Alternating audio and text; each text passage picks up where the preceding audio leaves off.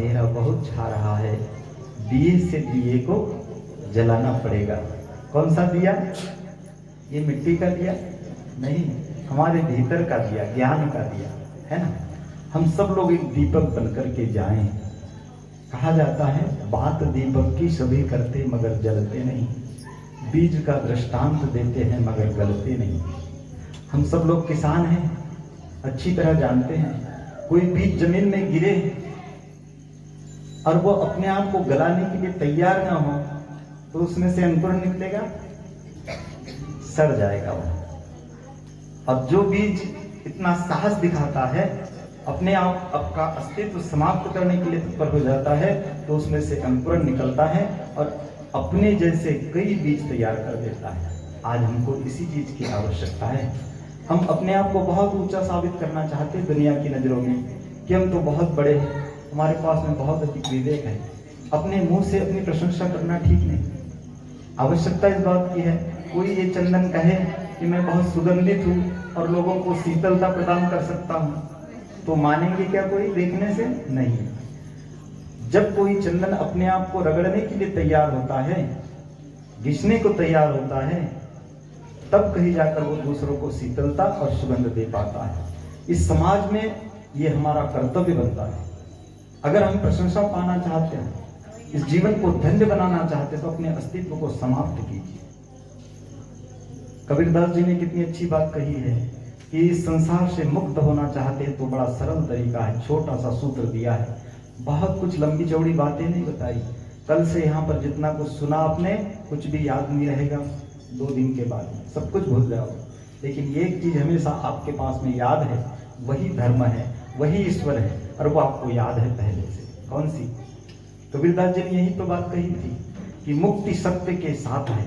इस संसार से मुक्त होना चाहते हो तो सत्य अपने जीवन में आत्मसात कीजिए। और सही और गलत कौन नहीं जानता है इस दुनिया का व्यक्ति? बताइए। सत्य ही तो ईश्वर है, सत्य से बड़ा कोई ईश्वर नहीं। कई लोग कहते हैं हम शिव जी के भक्त हैं, बहुत अच्छी बात। शिव क्या है? सत्यम शिवम सुंदरम, जानते हैं ना आप लोग? सत्य ही शिव है और शिव ही इस दुनिया में सुंदर है, उससे अधिक सुंदर कुछ भी नहीं। जिसके जीवन में सत्य अवतरित हो जाता है वो भगवान शिव का भक्त बन जाता है और दुनिया को जीत लेता है। उस सत्य के पथ पर चलने की शक्ति अर्जित करने के लिए ये सारे कर्मकांड किए जाते हैं कि हमारे पास में वो ऊर्जा, वो ताकत आए कि हम सही मार्ग पर आगे बढ़ सके। तो कबीरदास जी क्या कहते हैं? मुक्ति सत्य के साथ है, जतन करे ना कोई, खेती करो अनाज की सहज घास फूस होए। जिन चीजों के पीछे इंसान भागता है, किसके लिए भागता है इंसान? कि मैं बहुत अधिक बड़ी नौकरी करूं ताकि पैसा मेरे पास आए, फिर मैं साधन इकट्ठे करूंगा, बड़ा मकान बनाऊंगा और दुनिया में मेरे नाम की चर्चा होगी। यही सबका उद्देश्य है। लेकिन कबीरदास जी कहते हैं ये सब कुछ करने की जरूरत नहीं, जीवन में केवल सत्य को स्थान दे दीजिए तो ये सारी चीजें घास फूस की तरह तुम्हारे पीछे आती हुई चली जाएगी। खेत में हम केवल अनाज का दाना बोते हैं, बाकी खरपतवार तो ऐसे ही निकल जाती है। तो कबीरदास जी की नजरों में ये सारी पद प्रतिष्ठा, मान सम्मान, पैसा रुपए, धन दौलत, ये क्या है? ये खरपतवार है। ये बिना मांगे ही हमको मिलती चली जाएगी। इसलिए सत्य को अपने जीवन में आत्मसात करें। और सत्य को जीवन में आत्मसात करना सरल नहीं है। यह राह नहीं है फूलों की, कांटे ही इस पर मिलते हैं, लेकर के दर्द जमाने का बस हिम्मत वाले चलते हैं। जो व्यक्ति सत्य के पथ पर चले तो आप लोगों को अनुभव होगा कि उनके जीवन में कितनी विषम परिस्थितियां आई। इस धरती पर राजा हरिश्चंद्र एक ही हुए और जिन्होंने सत्य के पथ पर अपना कदम आगे बढ़ाया तो कितनी बड़ी से बड़ी परीक्षा देनी पड़ी, मालूम है? सब लोगों को जानते हैं। तो राजा हरिश्चंद्र बनना चाहते हैं क्या? कितने लोग ऐसे हैं जो राजा हरिश्चंद्र बनना चाहते हैं? गुरुदेव ने पूछा, ढेर सारे लोग बैठे थे गुरुदेव के सामने, तो गुरुदेव ने कहा बेटा बोले ये बताओ कितने लोग राजा हरिश्चंद्र बनना चाहते हैं? हाथ ऊंचा करो। तो सबके हाथ ऊंचे हो गए। लेकिन गुरुदेव ने जब गूढ़ रहस्य की बात बताई, बोले बेटा हरिश्चंद्र, मैं अगर कृपा कर दूंगा तो तुम हरिश्चंद्र बन जाओगे। मेरे पास में वो सामर्थ्य है, मेरी अगर कृपा तुम्हारे ऊपर हो जाएगी तो तुम हरिश्चंद्र बन जाओगे। लेकिन हरिश्चंद्र का जीवन जानते हो कितनी विषम परिस्थितियों से गुजरा है।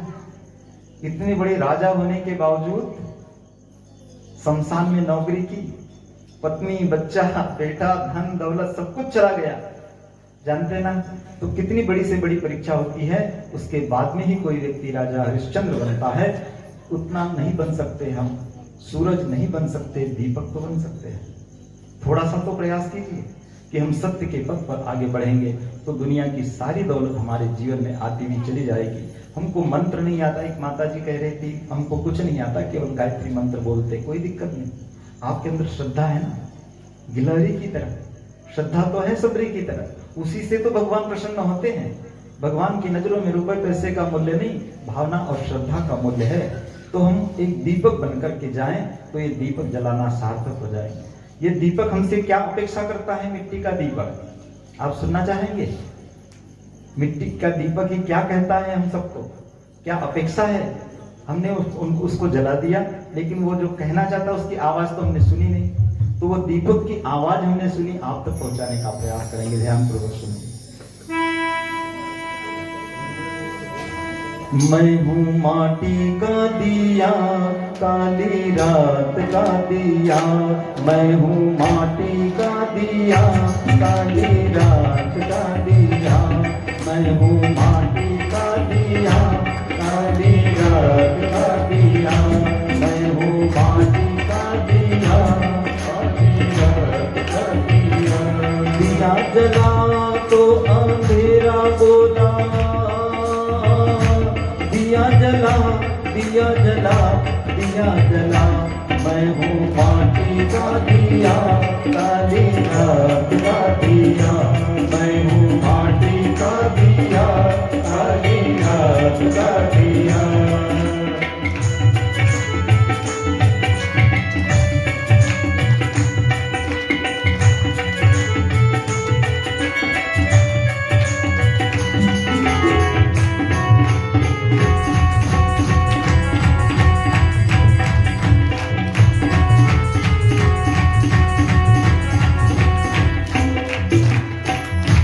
मेरा अग्नि